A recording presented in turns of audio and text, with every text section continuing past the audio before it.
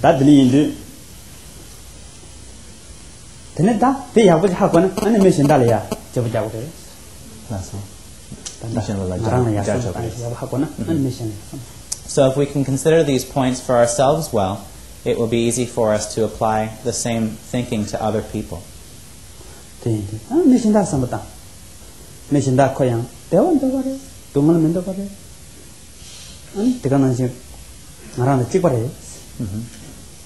We can think of other people about how they want to be happy and don't want to be suffering, and how they're just the same as us. And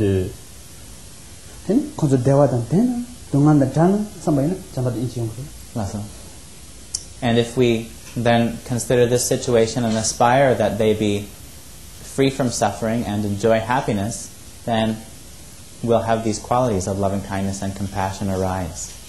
Ngarang sama nasi dewan dobat dungal mendo mana konsunya dewan dobat dungal mendo bati ya kok hakona ani sehingga sambah hakor langsung dan tak cuma jelas coba jaga mari langsung tin ani sehingga jik sehingga trak mereka sehingga jik sehingga trak itu nah ini jumsen kare konsu dewan dobat dungal mendo bati ya hamagona langsung misunderstanding jaga langsung. So if we can consider this point very well about how other people want happiness and want to be free from suffering in exactly the same way that we do, then we'll be able to understand how other people think. And we won't get into fights with other people about small issues like where a cup should be placed, because we'll know that they're just coming from a place of wanting to be happy and not wanting to suffer. And in the same way, we won't be scared of other people. The only reason why we become scared of other people is through not understanding that they only want to be happy and free from suffering just the same way we do. When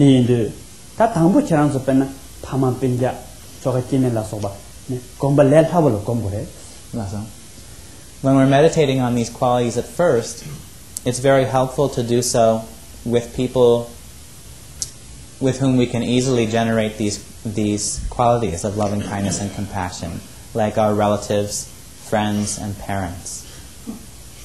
And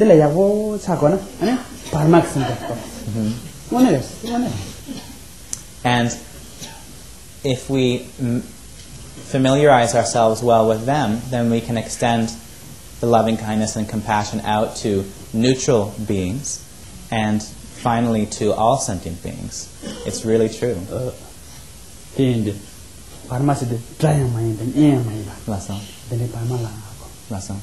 A neutral sentient being means someone who is not an enemy and not a friend.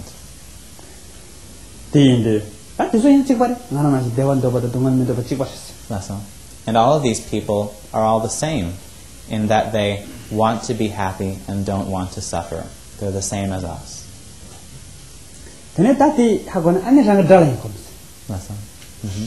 And then once we understand that well, we can even meditate on our enemies.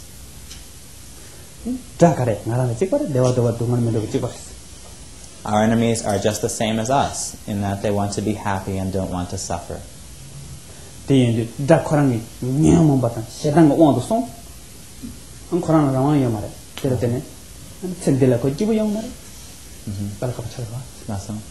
We can reflect how our enemy is under the influence of their own aggression and their own disturbing mental states, and because of that, they aren't happy.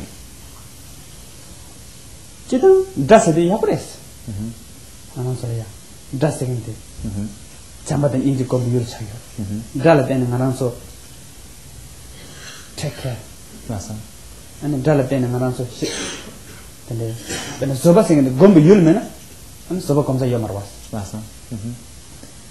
when we think carefully, we can see how our enemies are actually very good. It's very good to have enemies, because if we have enemies, we can cultivate loving kindness and compassion much more effectively. It will actually force us to cultivate loving kindness and compassion and cultivate patience.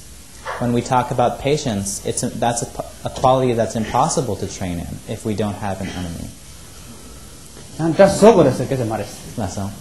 But we're not saying that we need to go out and make enemies.